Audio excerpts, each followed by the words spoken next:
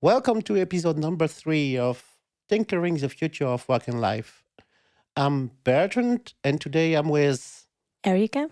And Bernardo. Today we will discuss a particularly important topic, which is power versus empowerment.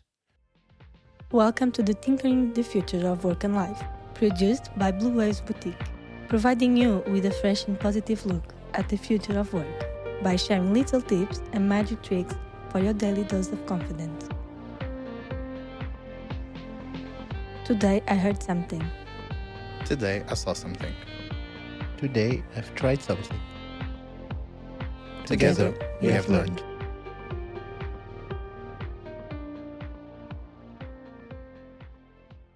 It's not easy to create empowerment in your team, your company, or for yourself. We have to put specific effort if we want it to happen. But let's start with the episode. So, Érica, Bernardo, maybe we could talk about the two kind of influences, the bright side and the dark side of influence. What do you think? I think nowadays there's a big difference between power and empowerment. But unfortunately, many people still believe that power is everything in companies, especially in high positions. But of course, like everything in life, there's a good side of power and there's a bad side of power. Many people take advantage of being powerful. What do you think? I think people honestly don't know the difference about power and empowerment. In companies as well, but in life. Yeah, it's not confusing actually, but people still being confused when it comes to having power or empowering someone, and they don't really understand where is the difference, and sometimes they mess up one with the other. But what is empowerment actually? What do you think? How could we define empowerment if we can have a definition? For me, empowerment is supporting others and elevate their growth so they can perform better, faster, and in a bit more the right direction. While power is just you leaning back and let everyone just you do this, I want this, so you do it. For me, that's not empowerment. That is power. But that's just my opinion. Do we have maybe an example of empowerment to share? I'm just going to give my opinion because I don't think everyone sees like you see, of course. I think empowerment it's about you have your own goals, you have your own way of going and you have the ambition, the motivation to go there. And then power it's not just bossing around like you said. It's about you think you are better than the others. But it's just my opinion, of course. So empowerment would be the bright side. We have the force and the dark side of the force. Yeah. But if so, because we could do the comparison between Star Wars, where people should be on the bright side of the force, but sometimes lean towards the dark side of the force. Why do people use the word empowerment so much? And most of the time, they shift to having power on people instead of empowering them. Where does it come from? Like Erika said, I think it goes towards the shifts to power when they want to align with their own ambition and goals. When they see that people are not moving towards the goals that they have, they shift to power to make sure that they follow certain guidelines and directions to achieve those set goals. I think that the underlying reason it's because people are impatient. People are very impatient nowadays. They always were, but nowadays with everything so fast, people don't have the patience to wait for people to be empowered. So they just want to have power to be better. So you have to do, like you said, you have to do what I want. But it's not all negative, of course. Power is not a negative thing. It just shows that you are ambitious. But you don't need to boss around to have power. Yeah, used right, maybe power could inspire others to be empowered finally. But only if you use it right, because if you use it wrong, this is maybe the dark side of power. Using it to boss around, to command other people, to have the power on people. And that's why in companies, for example, all people call themselves managers. The job of the manager is to empower people. But finally, they act like bosses. There is that very famous cliche sentence that with great power comes great responsibility. But bossing other people around is not a responsibility. With great power comes support, guidance, growth as well. So even with power, you can help others elevate and grow inside the company and even outside. So maybe that's the first thing we can take for the audience is that finally power doesn't have to be negative. Just what we figured out in companies, when we see that, when you observe it, it's used in a negative way. But in no sense, power can be seen as the same concept as empowerment, right? Exactly, yeah. Okay, empowerment is everywhere. We see empowerment in articles, we see empowerment in videos, we hear empowerment in podcasts like today. People talk about empowerment and why actually is empowerment so important in today's companies? Why does it matter, empowerment? When you have a team, when you are alone for a company? I think, if I may, sorry, I think it's all about motivation, motivate people. Without motivation, you cannot go anywhere. And how do you do that? By empowering yourself, of course, and empower others as well. It's like in society. You cannot have a society people don't want to go with you, for example. Yeah, it's motivation. 100% agree. Without that motivation, you cannot grow. If you don't want to do anything, if you don't want to evolve, you will stay stuck in the same place. So you will never grow as an individual or as a group or as a society, like you said. If you don't have goals and ambitions, and if you don't have that self empowerment, you will never grow. You will stay stuck in it. As for a company, that's never the solution or an option. Yeah, and it being empowered doesn't mean, like you said about the goals and everything, it doesn't mean that you have to have a big goal like be the next millionaire on the world. It doesn't mean that. It's just a normal goal, like a routine you have. That's already a huge things for a lot of people actually. Empowerment is related to achievement, something you want to achieve by yourself. Also, when we think about teams and companies, so empowered teams usually go faster and do greater things than teams who don't feel empowered. Yes, and that is easy to see in companies when they're not working very well. It's easy to see which teams are empowered and which are not. Because, of course, you always see one team is, how to say it? Faster, more efficient. Yeah, thank you. That work to do the work, to achieve the goals. And the other one just, I don't understand why I have to do this. I don't understand why I have to work on this. Something like that. But I think I know why that happens. Like you said, there are teams in some companies that are more efficient, they are quicker, they are faster at achieving their goals and ambitions. That's because not only they were empowered, but they empowered themselves as well. So, like we said, to empower others, first you need to empower yourself to achieve like set goals, big ones, small ones. You need to stay motivated, you need to have ambition, but you cannot empower others without doing that to yourself. At least that's my opinion. And maybe to go back to something you said, Erica, is the why, the importance of the why. Because when people feel empowered, usually it's because they understand the reason why they are doing things. It's not only delegating and telling people, okay, you can do whatever you want on this topic, explaining them why this topic exists and finding the way for themselves as well, instead of having power on people. You tell them to do something. It's all about the what. Empowerment is more about the why and letting people figure out the how and the what, maybe. Yes, and it's very common. It's very common, always was, that people don't want to explain the why. Most of people don't know even what they are doing, so they don't have the need to explain the why. But we always are searching for the why, even it's personal or professional. So They don't manage to figure out the why for themselves. Therefore, they cannot explain it to the others. exactly. And we normally see that when empowering others, they choose a specific person or group, which I think it's a bit selfish because empowerment is for everyone. You don't just empower a specific person or a group, you have to empower everyone. Everyone has the means to grow and to evolve and to achieve their goals and their ambition inside the company and even outside. Empowerment is for everyone. Have you ever thought that maybe it's not them? They have they choose, the team is the company that chose. It's the biggest problem. You don't have any kind of saying on what you are doing and why you are doing. Most of the time, it's not the problem of the manager, it's a problem of up the higher levels, and you just have to do your job.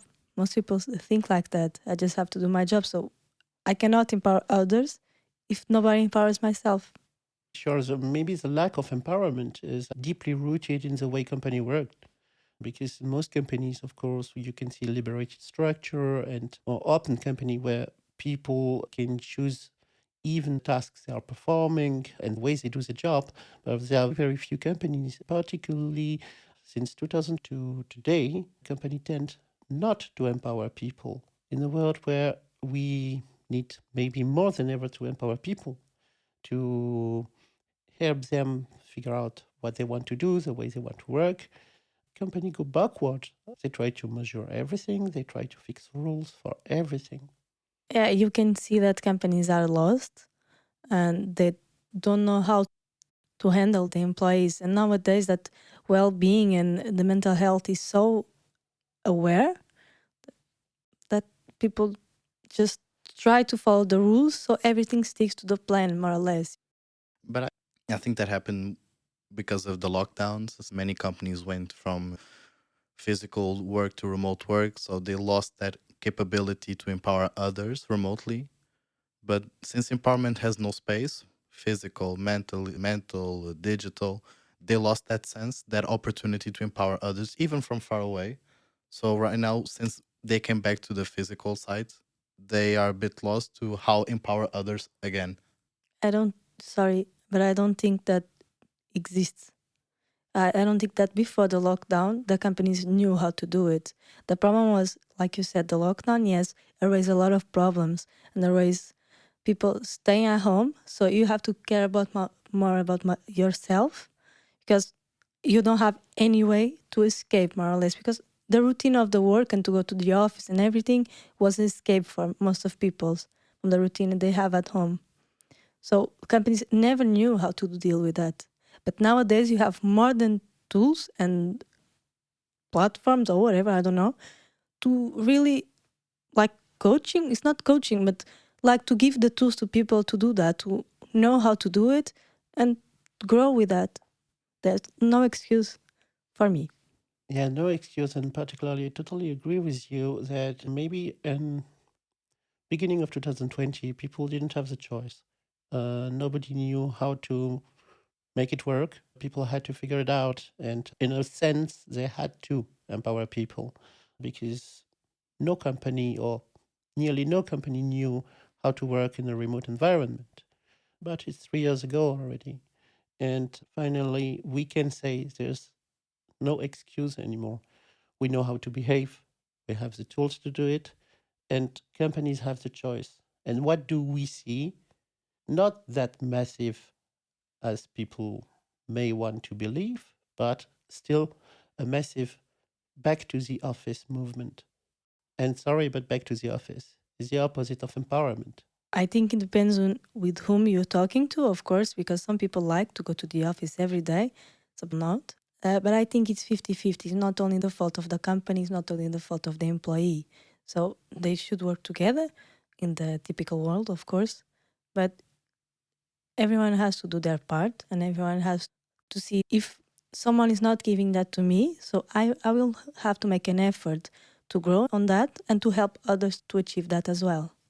It's all about supporting others. Like you said, it's not 100% the fault of the company nor the employees. They have to find a way to support each other. The back to the office movement is not working for some, but some people don't want to stay at home. They want to go to the office. I myself always liked working in the office because I'm always with other people. I can communicate with others easily. I'm not just sitting out on a computer. Most people love the privacy of their own home, their quiet space, but some companies don't give that chance, that option. So I think it's both their role to find a flexible way to empower their jobs and their schedules.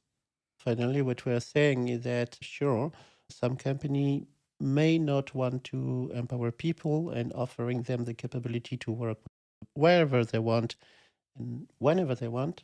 On the other side, some employees didn't do the effort to show companies that may not understand what it means that they deserve to be empowered.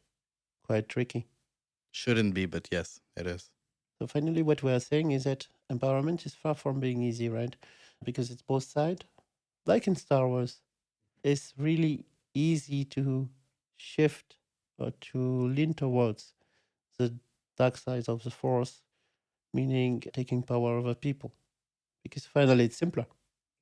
Yes, it's way easier just pass, passing around to just tell people what to do. It's more easy for them, for the team as well. Well, I have to do this, so I will stick as well to the plan, more or less. It's way easier, yes, but it's not healthy. And people then go in burnout and everything. It's a toxic behavior. You do this because I want to achieve this. That's not the healthiest way to go. It's the easiest, yeah. And also, even without going radically towards bossing around and having power over people, we also see lately quite poor empowerment practices, which are mixed up with delegation. So I empower you to do that. Finally means, okay, this is your goal, do it, and bye. And this is maybe not the right way to empower people. Something still missing if you want to empower people, just in my opinion, of course. It's missing the support. I don't think it's just support. Of course, it is. It's a big part of the empowerment people, of course. But I think it's as well to understand what you are doing there and why. For example, in most of companies, you see people just quitting their jobs. They enter for a description for a job. I think it's the job. Yeah. Like, okay. And people expect one thing, and they get there. They just is different. They don't ask anyone. They're just trying to figure out. And 2 months they go away as well. So it's always missing something because people don't understand as well. They don't make an effort to understand. They just stick to the description of the work. They don't. I don't know. I think it's about the support as well. It's about to make relationships in the job. People just don't know how to do that as well. It's true. We had a recent example in a company where someone told a team, very important team for the company and for its strategy, guys, you are empowered to do that. But the way the person used empowered was true and was the right meaning of empowerment. Meaning, okay, you have the right to do it, you have the mean to do it. If you need something to achieve it, I will be there. But it was also, if you don't understand something, if you get lost, if you don't understand what I give you as a mission and empower you on this mission, you can always ask, you can always tell that you struggle, you can always say that maybe you would do it another way around, and you can disagree and give feedback. But strangely, the team didn't understand. They just took the mission as a command and is now executing this mission poorly just because they messed up with an order, something that they are forced to do and they don't understand very well, or something they are empowered for, where they have the word to say and they can do much more. That happened because power is so deeply rooted in that company that the first chance of empowerment, they thought, okay, so that's what I have to do. Okay, but I didn't understand. No matter. They asked me to do this, I will do this. Yes, they didn't understand why.